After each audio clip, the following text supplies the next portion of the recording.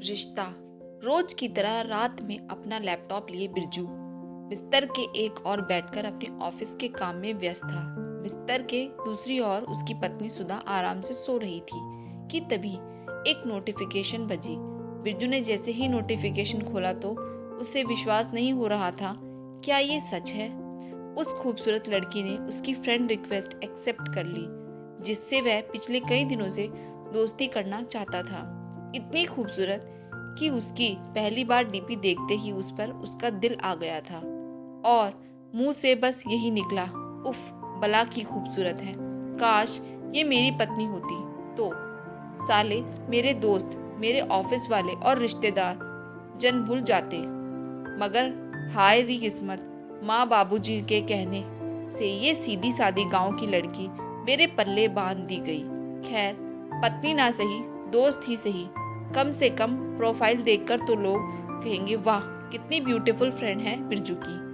अभी वह मन ही मन मुस्कुरा रहा था कि अचानक उसे शाम की बात याद आई, जब वह सोफे पर बैठा हुआ था और सुधा सब्जी लेने बाजार गई हुई थी।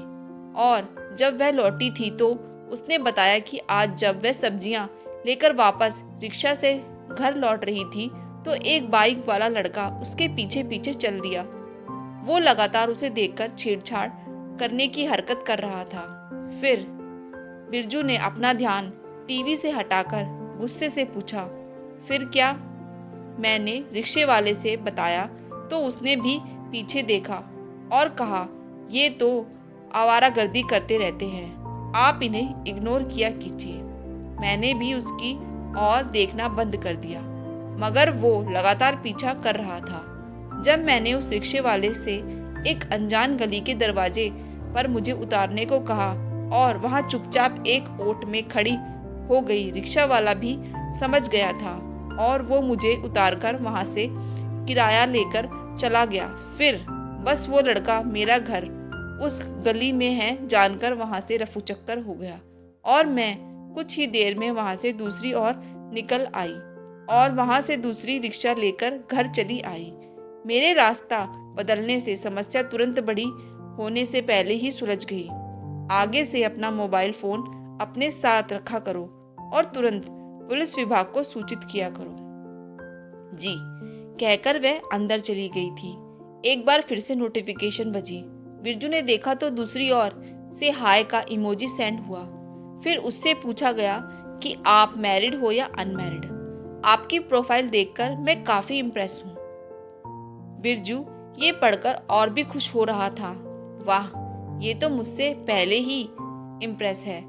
तभी अचानक दूसरी ओर दिन भर की थकावट से चूर उसकी नजर अपनी पत्नी सुधा पर पहुंच गई। उसे ऐसे निश्चिंत देखकर वह सोच रहा था कि वह इतनी सुरक्षित कैसे महसूस करती है कि वह मेरे साथ इतने अपने बरसों बिताए घर को छोड़कर बिल्कुल नए घर में इतनी आराम से सो सकती है। वह अपने माता पिता के घर से बहुत दूर है, जहां उसने 24 घंटे अपने परिवार से घिरे रहते हुए बिताए हैं। जब वह परेशान या उदास होती थी तो उसकी माँ वहां होती थी ताकि वह अपनी गोद में रो सके। उसकी बहन या भाई चुटकुले सुनाते होंगे और उसे हंसाते होंगे। उसके पिता घर आते होंगे और उसे वह सब कुछ देते थे जो उसे पसंद था। और फिर भी ये सब छोड़कर उसने मुझ पर, अपने पति पर इतना भरोसा किया। ये सारे विचार बिरजू के मन में आए तो उसने तुरंत लैपटॉप उठाया और दूसरी ओर आ रहे मैसेज और उस नए फ्रेंड को ब्लॉक कर दिया।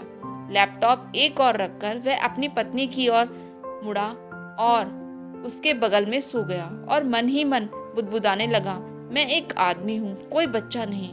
मैंने उसके प्रति वफादार रहने की शपथ ली है और ऐसे ही होगा। मैं हमेशा के लिए एक आदमी बनने के लिए लड़ूंगा जो अपनी पत्नी को धोखा नहीं देता और एक परिवार को नहीं तोड़ता, बल्कि हमेशा साथ रहता है और अंत तक साथ ही रहेगा। शायद इसी प्यार और विश्वास के भरोसे मैं रिश्ता जन्म जन्म का होता है। और मुस्कुराकर आंख बंद करके लेट गया। आपको ये कहानी कैसी लगी जरूर बताएं। Thanks for watching. Please subscribe my channel.